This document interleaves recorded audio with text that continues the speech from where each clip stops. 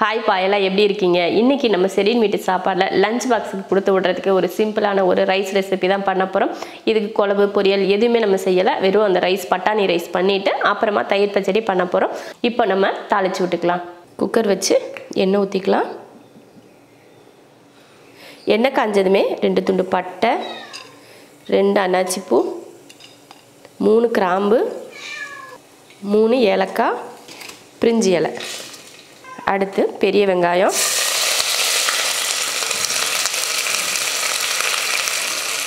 ரெண்டு பச்சை மிளகாய்,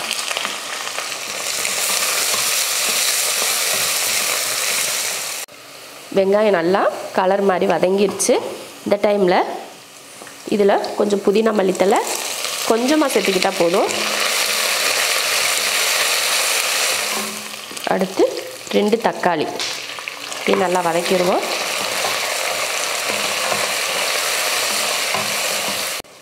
வெங்காயம் தக்காளி நல்லா வதங்கிடுச்சு.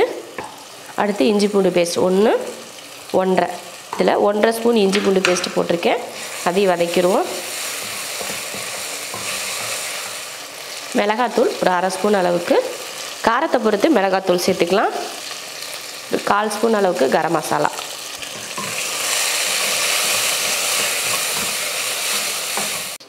அடுத்து ஒரு 100 கிராம் அளவுக்கு பட்டாணியை ஊற வச்சு வேக வச்சு எடுத்திருக்கேன். அதையும் சேர்த்துக்கலாம். ஒரு 1/4 லெமன் புழிஞ்சிக்கலாம். ஒரு 2 ஸ்பூன் அளவுக்கு தயிர், இதை கலந்துருவோம்.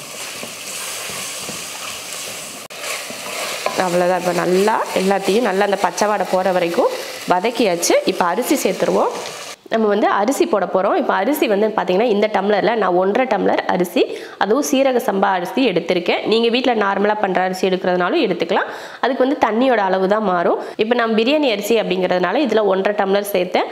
நீங்கள் நார்மலாக வீட்டில் சாப்பாடு பண்ணுற அரிசி சேர்த்திங்கன்னா 1.5 டம்ளர் அரிசிக்கு 3 டம்ளர் தண்ணி சேர்த்துக்கோங்க. அப்போ தான் உங்களுக்கு கரெக்டாக இருக்கும்.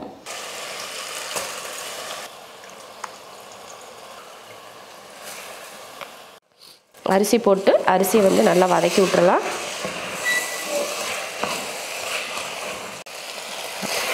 இந்த மாதிரி அந்த மசாலாவில் இந்த அரிசி போட்டு ஒரு 2 நிமிஷத்துக்கு நல்லா வதக்கி விட்டதுக்கப்புறமா தண்ணி சேர்த்துக்கலாம். இந்த டம்ளரில் சேர்க்குறேன் 1, 1.5 இதில் 1.5 படி அரிசிக்கு 1.5 படி தண்ணி சேர்த்துருக்கேன். தேவையான உப்பு, லைட்டாக கொதித்து வரட்டும். குக்கர் மூடி போட்டுக்கலாம். நல்லா கொதிக்க ஆரம்பிச்சிருச்சு. இப்போ குக்கர் மூடி போட்டுடலாம். 2 விசில் விட்டு ஆஃப் பண்ணிக்கலாம். இப்போ ரைஸ் ஸ்டீமெல்லாம் இறங்கிருச்சு. இப்போ எடுத்து பார்க்கலாம். அருமையான பட்டாணி சாதம் ரெடி ஆயிடுச்சு. சூப்பராக வந்திருக்கு பாருங்கள். தண்ணியோட அளவு இந்த அளவுக்கு ஊற்றினா தான் ரைஸ் குலையாமல் இருக்கும்.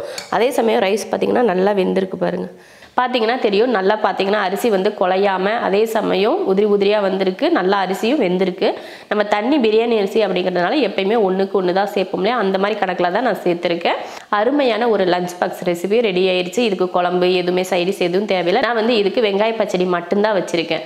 ரொம்ப ஈஸியான முறையில் ஒரு டிஃபன் பாக்ஸுக்கு கொடுத்து விடுறதுக்கு ஒரு லஞ்ச் ரெசிபி ரெடி பண்ணிவிட்டேன். இப்போ நம்ம பரிமாறிக்கலாம்.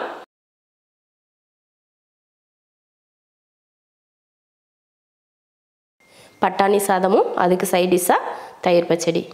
இந்த மாதிரி நம்ம டிஃபன் பாக்ஸ்லாம் போட்டு பசங்களுக்கோ இல்லை ஆஃபீஸ் போகிறவங்களுக்கோ கொடுத்து விட்டோம்னா அவங்க மதியம் சாப்பிட்றதுக்கு ரொம்ப நல்லாயிருக்கும். நமக்கு ஈஸியாக வேலை முடிஞ்சிடும். ஏன்னா ஒரே சாதமாக பண்ணிடுறோம் இல்லையா, அதனால் ஈஸியாக வேலை முடிஞ்சிடும். ஒவ்வொரு நாளைக்கும் ஒவ்வொரு விதமாக நம்ம எல்லாருக்கும் சாப்பாடு கொடுத்து விடணும் இல்லையா, அதனால் இந்த மாதிரி ஒரு நாள் நீங்களும் சாப்பாடு செஞ்சு பார்த்துட்டு எப்படி இருக்குன்னு சொல்லிட்டு கமெண்ட்டில் சொல்லுங்கள்.